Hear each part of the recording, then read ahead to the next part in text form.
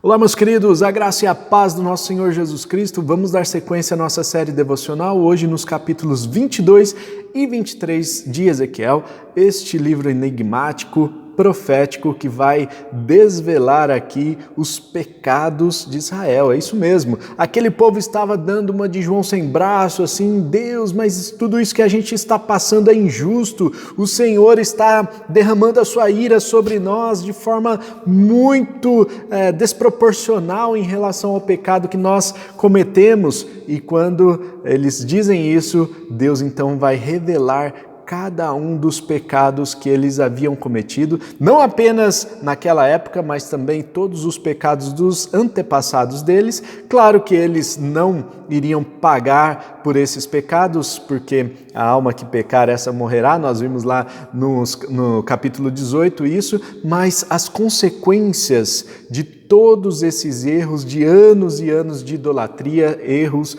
enfim, todas as práticas detestáveis que Deus condenava, nós vemos aqui descrita no livro de Ezequiel, no capítulo 22 especificamente. Se você abrir comigo lá no versículo 6, nós vamos ler o seguinte: veja como cada um dos príncipes de Israel que está aí usa o seu poder para derramar sangue. Em seu meio eles têm desprezado pai e mãe, oprimido o estrangeiro, maltratado o órfão e a viúva. Você desprezou as minhas dádivas sagradas e profanou meus sábados.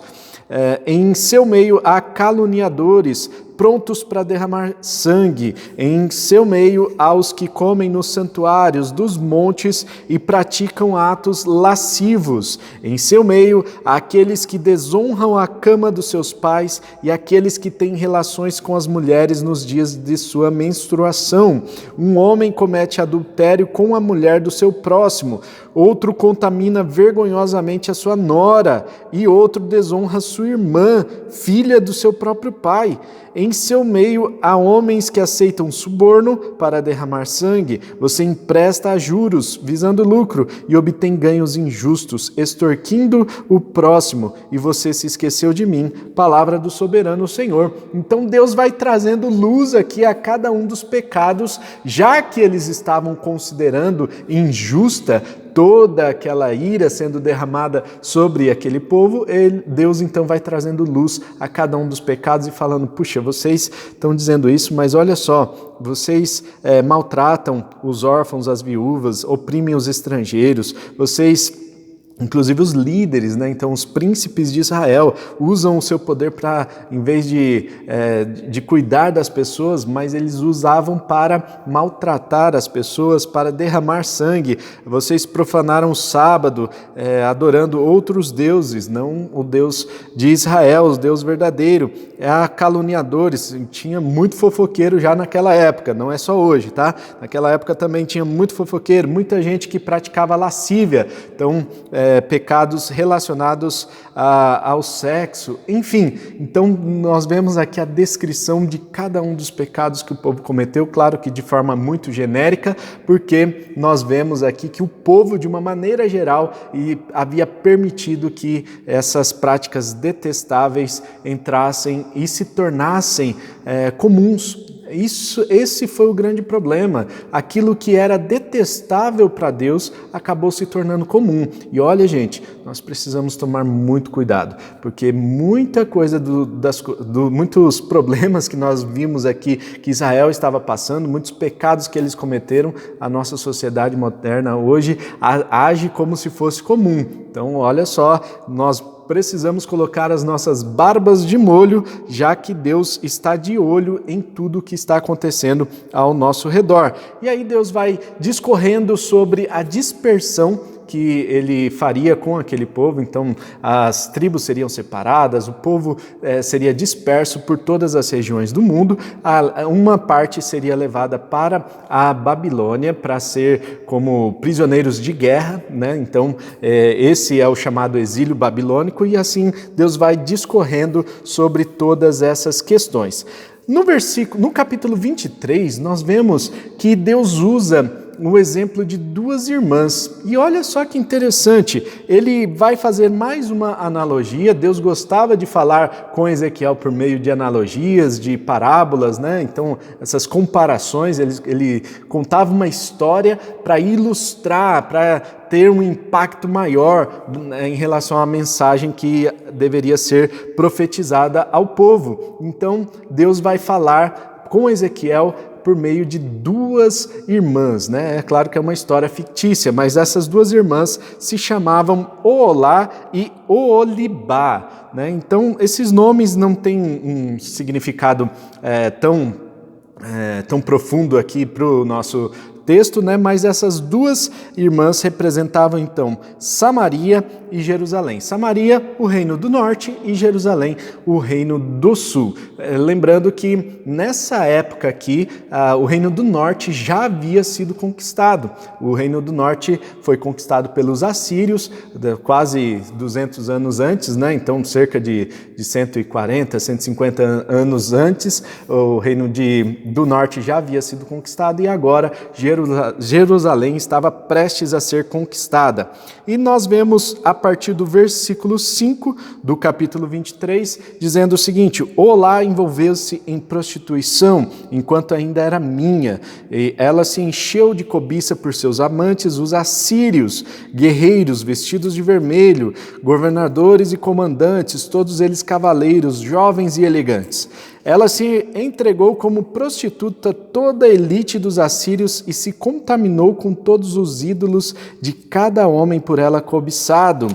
Ela não abandonou a prostituição iniciada no Egito, quando em sua juventude homens dormiram com ela, afagaram seus seios virgens e a envolveram em suas práticas dissolutas. Por isso, eu a entreguei nas mãos de seus amantes, os assírios, os quais ela desejou ardentemente. Eles lhe arrancaram as roupas, deixando-a nua, levaram embora seus filhos e suas filhas e a mataram à espada. Ela teve má fama entre as mulheres e lhe foi dado castigo. Veja que essa descrição um pouco erótica, né? Pode parecer um pouco estranha a linguagem que Deus estava usando aqui, mas era para causar um impacto grande naqueles ouvintes, né? Então, Deus usa o exemplo aqui de Oholá, uma personagem fictícia que adultera com os assírios, ou seja, o reino do norte é Oholá, que acabou se entregando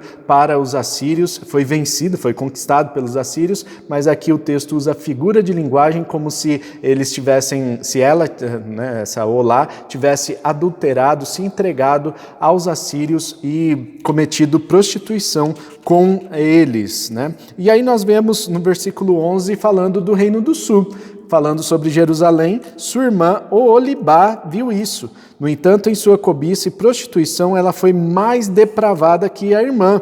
Também desejou ardentemente os assírios, governadores e comandantes, guerreiros em uniforme completo, todos eles jovens e belos cavaleiros. Vi que ela também se contaminou, ambas seguiram o mesmo caminho, mas Oholibá levou sua prostituição ainda mais longe. Viu homens desenhados numa parede, figuras de caldeus em vermelho, usando cinturões e esvoaçantes turbantes na cabeça.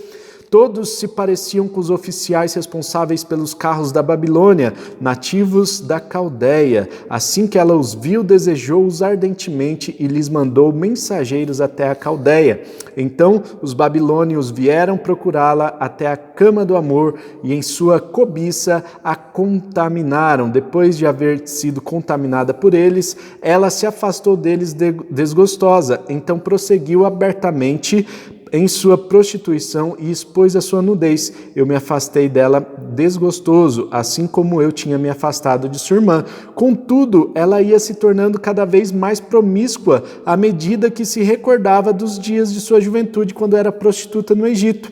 Desejou ardentemente os seus amantes, cujos membros eram como os de jumento e cuja ejaculação era como as de cavalo. Assim, Oholibá ansiou pela lascívia de sua juventude quando no Egito seus peitos eram afagados e seus peitos virgens eram acariciados. Gente, olha só a linguagem usada aqui por Deus, né, para transmitia a mensagem pelo profeta, e o profeta tinha que transmitir isso em público, gente. Imagina só ele falando aqui todas essas coisas. Gente, olha só aonde nós vamos parar, né?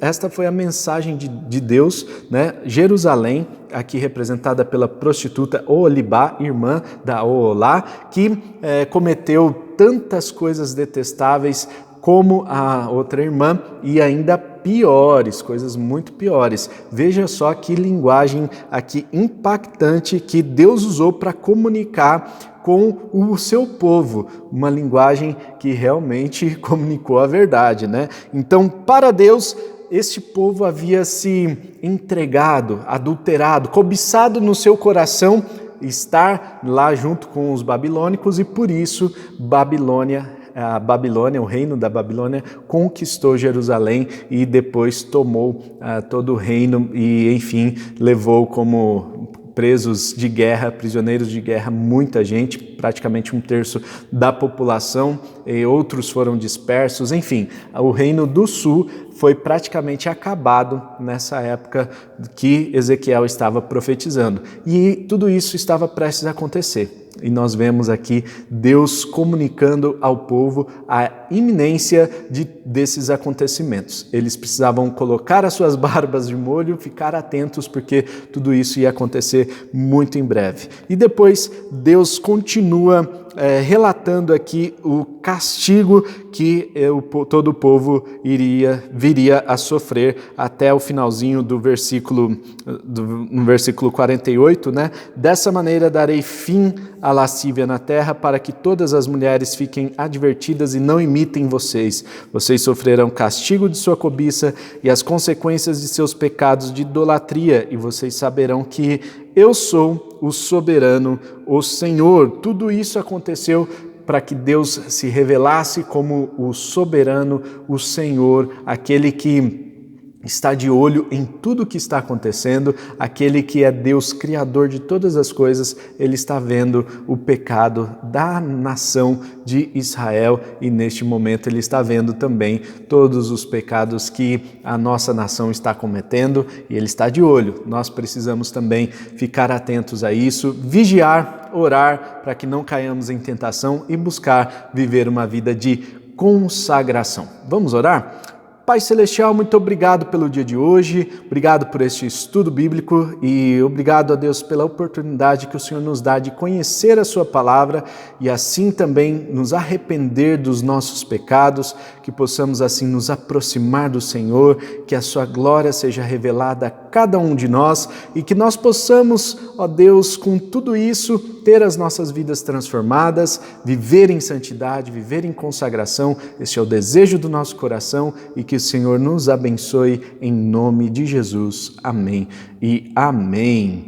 Amém! Então não se esqueça de compartilhar esse vídeo, isso ajuda demais o nosso canal, gente. Você nem imagina o quanto você compartilhar com alguém vai propagando essa mensagem e vai fazendo com que mais pessoas tenham acesso a esses estudos bíblicos.